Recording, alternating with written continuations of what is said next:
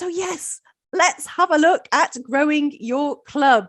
I'm excited to share this presentation with you tonight. And what I'm actually sharing with you is really what's working within our club. And it's about community connection and commitment. And for those of you who haven't met me yet, and I have met some of you in the past, I'm Elaine Watt. I'm president of Worcester Speakers. I've been president, of course, for this year. However, I have been a president before, and that was for Malvern Speakers, which is our sister club, some few years ago. And I've got to tell you, the first time round, I really wasn't that great. I've gone through a major learning curve, and I feel like this time around, I've started to figure a few things out. And it's really starting to come together. So that's what I want to share with you today, but also to just say that it didn't all suddenly happen and suddenly drop into place. Our club has grown very, very quickly, and we've got a team at the front that are very passionate and very committed.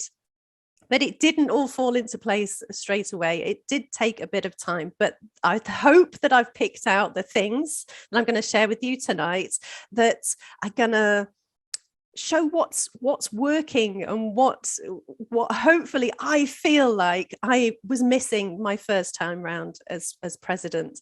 So today I'm going to share with you the tools that I use as a president and the tools that we also use as a club to bring people into our club and continue to grow. The processes.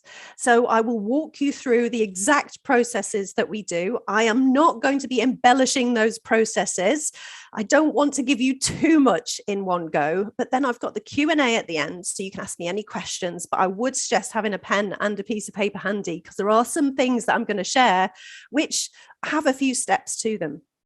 That said, anybody that would like to have these processes, which we are almost complete of creating as a club, they are nearly there. The step-by-step process, as in step 1, do this, step 2, do that back up what I've talked to you about tonight, then just drop me an email. I will share my email towards the end, and I'll be very happy to share that with you.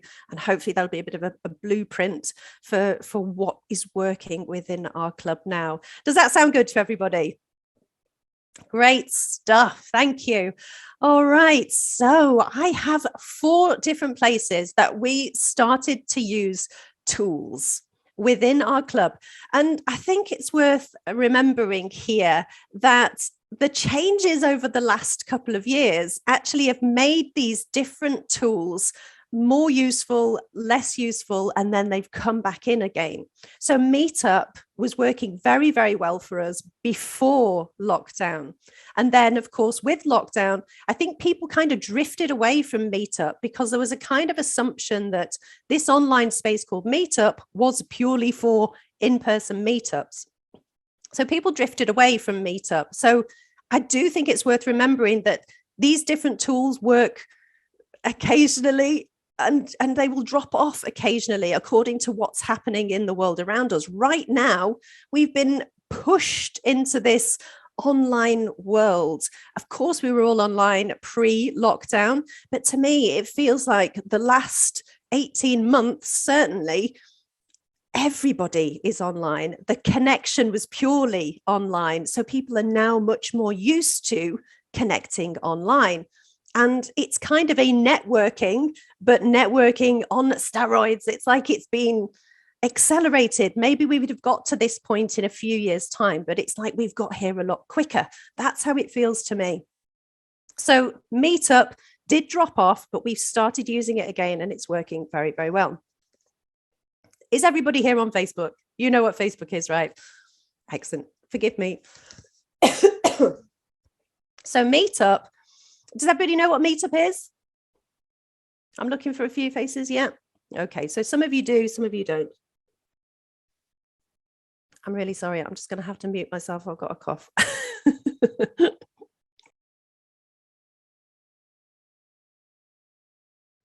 Well, while she's coughing, I will comment that it's great to hear a club outside the conurbations of London and Bristol, etc., is doing well with Meetup, because my experience is that they have been better in the cities than in the countryside. Sorry, guys, I've got a really bad cough and it just suddenly crept up on me. My left eye is watering. Forgive me. Okay, so LinkedIn. Everybody know what LinkedIn is? And does anybody here know what Eventbrite is? A few people, yeah. Okay. Has anybody consistently used any of these tools to attract members into their club? Excellent. Great stuff. All right. So I'm going to talk about the way that we've used them, and then I would love to hear how you guys have used them. But first of all, let's have a look at Facebook. Now, with Facebook, one of the questions that I've had doing a couple of these webinars in the past was, do I get a page? Do I get a group? Well, for me, the answer really is both, because they do different things. They serve different tools. They're tools for different reasons. So your Facebook page. Yes, absolutely. I do think it's compulsory that you have a Facebook page. This is your shop window. It's a place to share updates. It's a place to create events. Forgive me.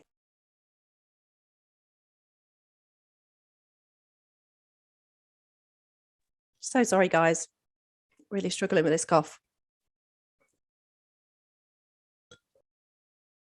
Right. And it's a really great place to create events. And that is super important. And I will come back to that in just a moment.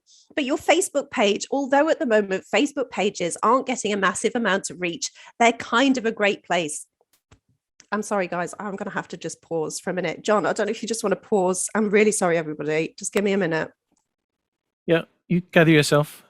Facebook pages are by definition a personal page for your business, but I have to warn you that the algorithm purposefully doesn't publish your posts to your friends and followers as much as your personal page. And that's for one simple reason. They want you to pay to get the coverage from ads. And that's why the coverage from your Facebook page is not so good. But people will find you by your Facebook page, and therefore it's very good and very apt to always have something up to date. So when new people come to see you, they will find your Facebook page. More people have Facebook than anything else. Even us oldies have Facebook. And therefore, it's the best place to get traction across the whole range of people that may join you. For those that were asking about Meetup, Meetup is an app where you put in your meetings and it will then take registrations for you. You can direct them to Zoom or to your Facebook page, or even to your physical meeting.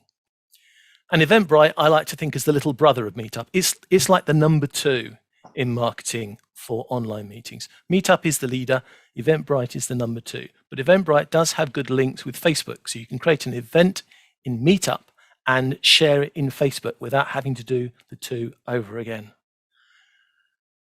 And Elizabeth had a question. Actually, more of a comment, John, when you talked about sort of the ages of Facebook. I just heard on a news channel today that Facebook is considered for the oldies, and a lot of young people are not using it. So if we want to appeal to a young crowd, we might have to find another source there, like Instagram or something else. Yes, it's gone. You know what the new kids are like. If a platform's been around more than 18 months, it's probably old hat and they'll want to go somewhere else. That's normal. That's always happened. Facebook was taken over by the new kids when MySpace was falling out of favor in many generations before. And our beloved Diane would like to make a comment. I was just going to make the point that whichever social media you use, make sure that you use the right hashtags, because it's so easy to get put in too many and the algorithm will punish you for putting in too many hashtags. And if you put in the wrong hashtags, they won't be as effective. And there is a webinar on the D91 YouTube page that talks about hashtags, because we covered this subject a couple of weeks ago. John. Thank you. Actually, it's a bit more than a couple of weeks ago now. Time does fly. The best advice about social media is start with what you know, because even if your target audience isn't as many on that particular platform, it's much easier and much less stressful to go for the one you know to start with. And once you have that under control, then go and find. So if you like Facebook, then use Facebook and get into that. And if you think Instagram is the next thing for you, then the trick is very simple. Take the information that you've created on Facebook and now copy it onto Instagram. You'll find it a much easier way of doing that. Instagram is quite easy to get into because it's basically just images and short videos. And therefore, they're quite easy content to create. TikTok is, TikTok's very time consuming. So we'll keep a bit of that. And thankfully, as I've run out of things to say, Elaine's come back to join us. So Elaine, please carry on. John, you superstar. Thank you for helping me out there. And sorry, guys, I don't know what happened there. I've got a horrible cough. It comes and it goes. I appreciate your patience and your help, John. Thank you. What a legend.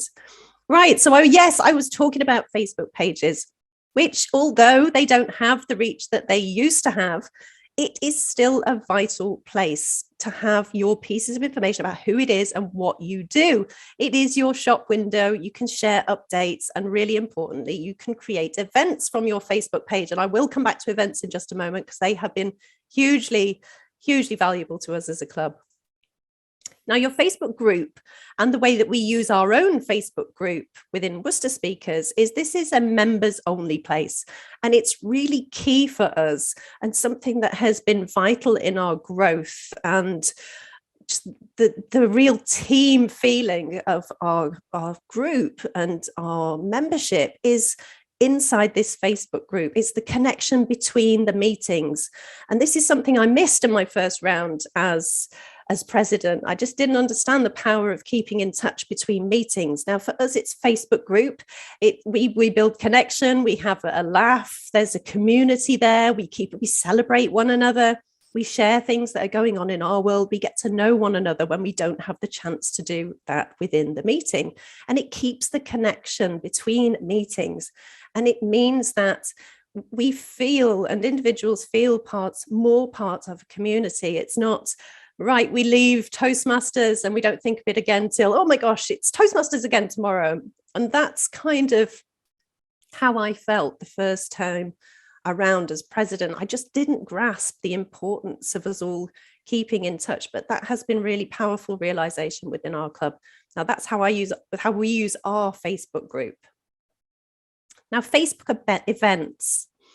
I really wanted to mention these because it's something that I think I've been using them for about a year. I started them in my own work and then I thought, hang on a minute, I can use these for Toastmasters. Of course I can.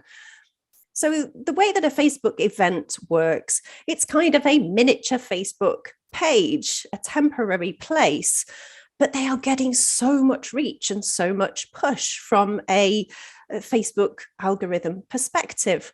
So the way it works is that you can create that event from your page. If you then add a co-host, so the event is by Worcester Speakers in our case, which is the page, and then the co-host will be me and the other committee members. So they are then attached to the Facebook event and they can in turn share it, which is really powerful.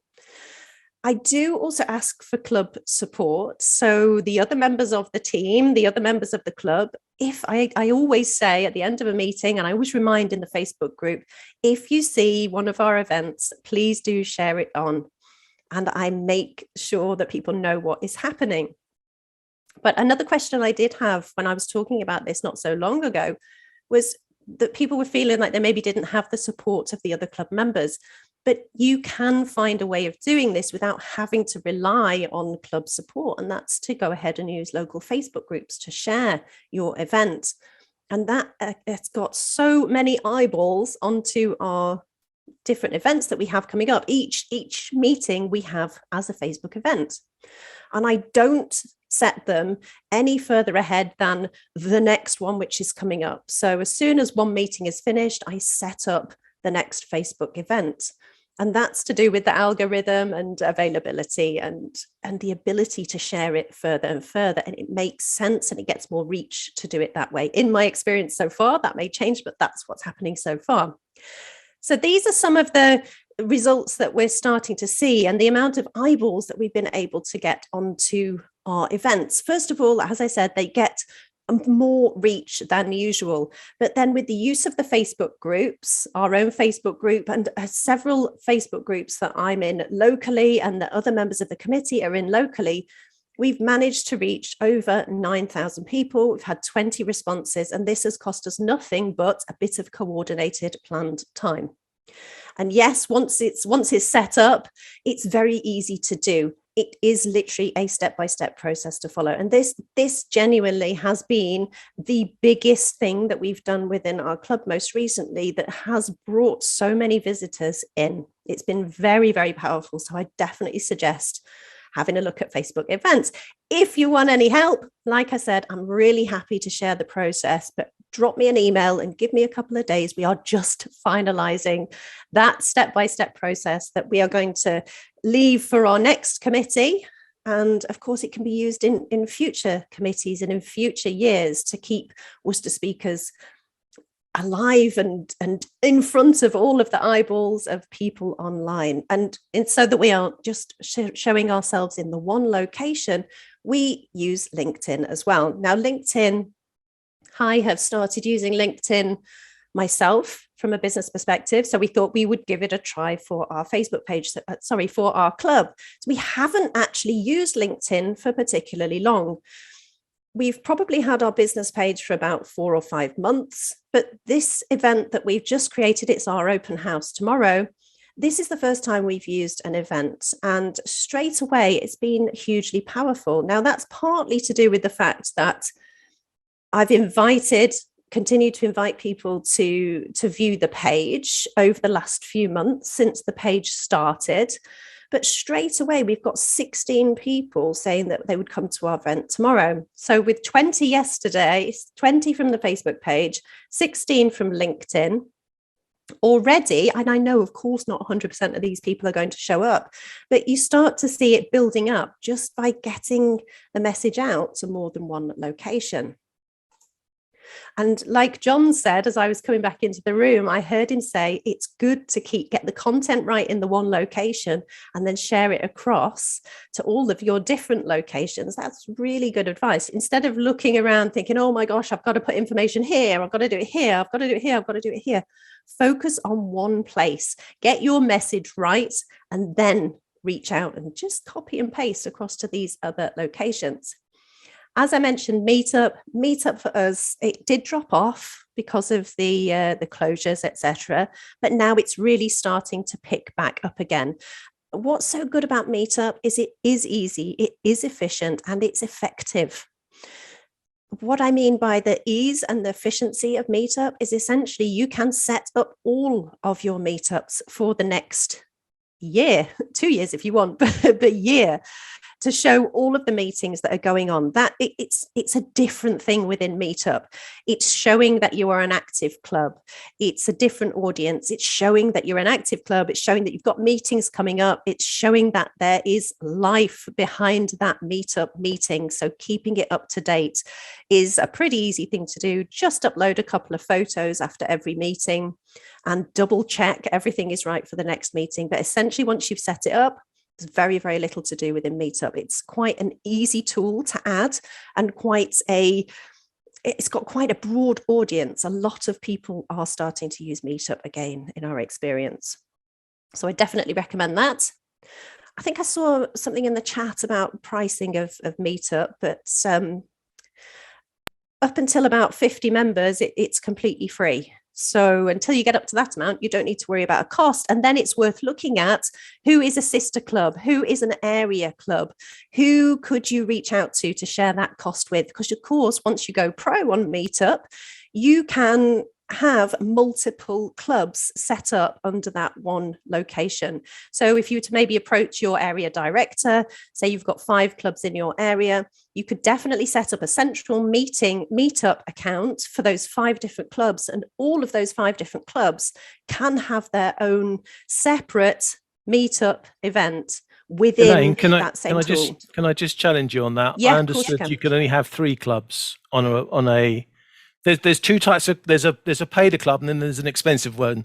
The paid account, we have 3 clubs. I think if you go above 3, Oh, well, then it's changed because changes. I had five different clubs, two of which were Meetup, two of which, sorry, were Toastmasters. And I apologize if I've got it wrong, but two of them were Toastmasters and three of them were my own. And I had 5 going. So maybe that needs something that I'll clarify and I will share with everybody after the meetup. Thank you, John, for pointing that out. My apologies. That's if okay. I got that wrong. And don't buy the the super pro version, the business version, because you get charged for every single account you put on there. There are features on there which are really good, but they're not worth the money.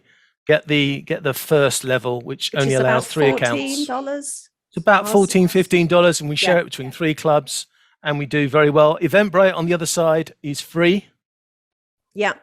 And the thing that we've done is we can create events in Eventbrite, and it then integrates with Facebook. So you don't have to create the event in Facebook, because again, you can import the Eventbrite one and create the 2 as one unit, which makes it easier to manage. That is very true, John. But I'm glad you've challenged me, because it gives me a chance to challenge you back with Eventbrite. Based on, you can absolutely do that, and I think it is great. But when I tried to then, so we had one set up the way that I have always set up events within Facebook. And we were getting those similar results that I've just shown, around about 9,000, 10,000 eyes onto our events, and lots of people coming along and coming to visit. When I then created an Eventbrite link and I used that as part of our event, as you say, you can set it up from the Eventbrite end into Facebook. What happened was that when I then went to share that event into the different Facebook groups, Facebook rejected the fact that we had this Eventbrite link. They reduced our reach, and a lot of groups rejected our sharing of that event purely. And the only difference was that we had that Eventbrite link in there. Now, it doesn't mean that you can't have the Eventbrite link in there, but rather than setting them up as one, you set up the Facebook event, you set up the Eventbrite link, and then you share the Eventbrite link in the thread of the Facebook event, not as part of the integrated section of that Eventbrite. Otherwise, the results were just far less. We just could not get the reach that we'd had when we did that. It's the same issue as your Facebook page. Yeah. Facebook likes to make you pay for stuff. It doesn't like you going to Eventbrite, so it reduces your reach. But the other advantage on the other side, just to come back, knock the ball back at you. Yeah, go for it. The advantage of getting people to go onto Eventbrite is Eventbrite, you can take their details. Yeah, whereas on Facebook, here, you have to go back through Facebook. Yeah, very true. I think it's good that we've had this conversation, because then it's the balance between having the consistency of always having your club visible in as much as possible across the different Facebook groups, because the out of sight, out of mind really is true. And if we can make sure that for our club, certainly, if we make sure that we've constantly got a presence across all of the different local Facebook groups as much as we possibly can, then that is what has consistently got people through the door for us. And it just hasn't been worth that just knock-on effect of having Eventbrite as part of the event within Facebook. Keep them separate is what's been working for us, because as John says, Facebook do not want to think that you might be getting something, even though our tickets are free. The fact that there were tickets, Facebook were like, no, we're not going to show that to anybody.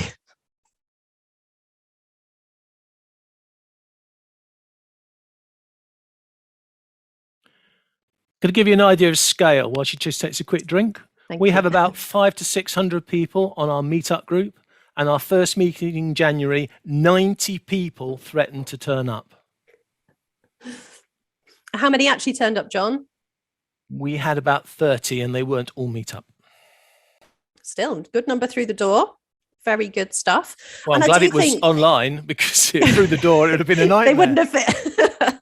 See, that's the thing. And that was what I said on a couple of slides back. We know that not all of those people are going to turn up. People have great ideas that they're going to come along. but it maybe doesn't always follow through. But exactly what John said about Eventbrite, and I've got on the bottom of the screen there, is keep in touch on email moving forwards. You do have that added benefit of when people register on Eventbrite, you've got their email. So it's another way to keep in touch with them and invite them to future events. And they do agree to that as part of the Eventbrite process for anybody that might be worrying about whether or not it's okay for us to do that. But I've talked about all these different ways to get people through the door. And something else that I've realized throughout my different terms as president is that growth is more. It's so much more than just getting people through the door. All of the things we've talked about are very, very important. We have to get people through the door. But the growth itself comes from balance. And what underpins or shows us the balance and how to balance the club, and that is DCP points. And as a club, I think the DCP points have guided us, and we've got to our 10 points. We were excited to get to our 10 points. And it means not only are people coming through the door, but those members, those new members, are moving up. They're being supported. They have mentors. And it also means the existing people within the club are progressing and feeling supported. And the whole ethos within the club feels exciting. We celebrate people moving forwards. And when people come through the door, they really feel that difference.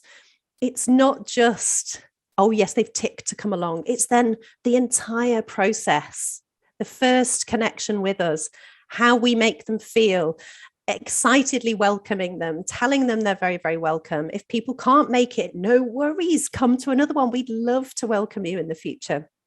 It's the way we treat them and the way that we show them. And because that's what we do as Toastmasters, our groups are nurturing. We care for people. We're building a community. And it's so important for us to feel belonging, to feel happiness, to feel growth.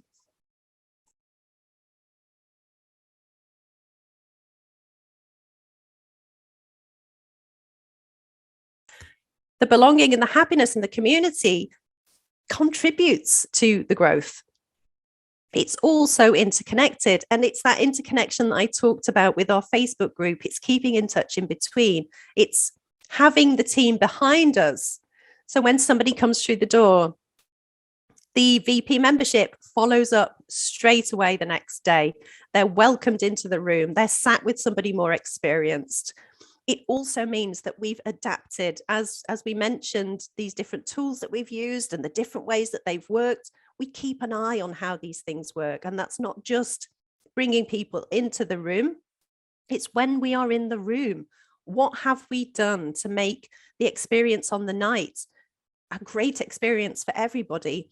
We work in a hybrid way now. So we have people online and we have people in the room. It's meant that we have adapted and changed, and we are constantly attracting people to join us both online and in the room.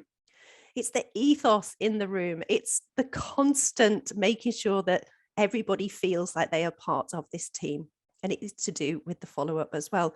There's so many different layers to it, but the DCP use it to make sure your club is balanced. It really does make a difference. Okay, Q&A. Forgive me, I've got another cough. I'll just be a second, John. Have you got my back just for a moment? I apologize. Right, well, I'm going to stop the recording so you can ask your questions.